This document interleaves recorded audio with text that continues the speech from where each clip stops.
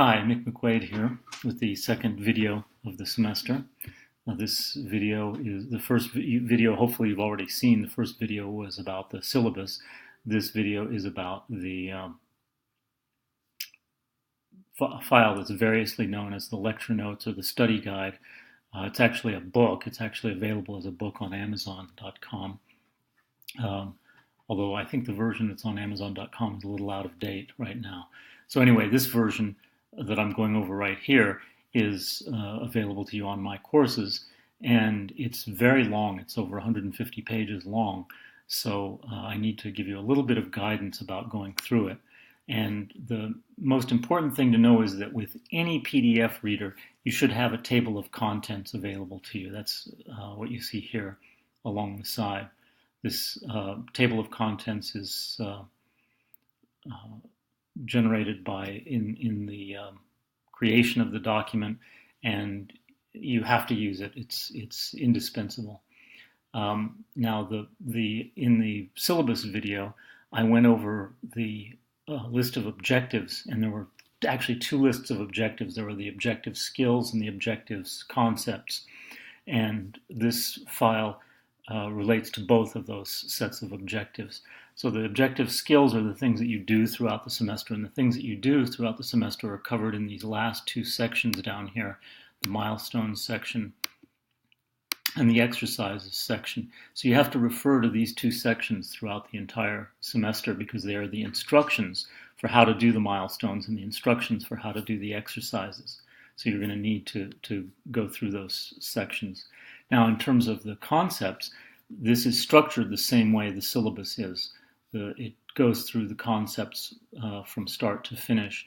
The first portion of it has a lot to do with creating a design prototype and the process that we go through to do that.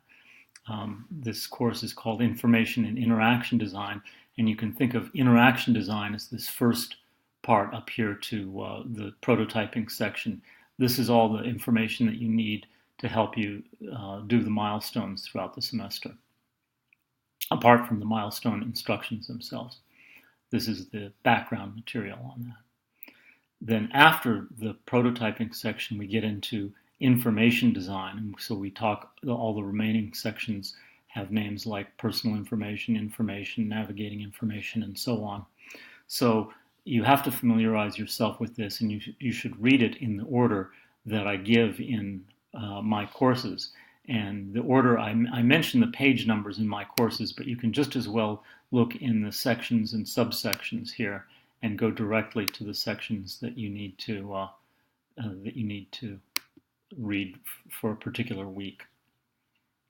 So that's pretty much it. That's pretty much all I have to say about the study guide. I am concerned because sometimes some students just find it of intimidating length, and if you just think of it as the textbook for the course, maybe it'll be less intimidating, and hopefully you can go through it. Oh, one thing that I didn't mention that I really should mention for the online version of the course, the sections in here represent lectures, so that's why one of the names of it is lecture notes. And they represent lecture notes in complete sentences. So it's frequently the case that instructors provide you with some slides with bullet points that have short, ambiguous phrases, and then in class they go through those bullet points and try to flesh them out with complete sentences. And rather than do that, I've simply written everything out as a complete sentence. So instead of video lectures for this class, I want you to just read these as lectures. If this were the on-site version, I would essentially repeat what's in this note file as my lecture portion of the class.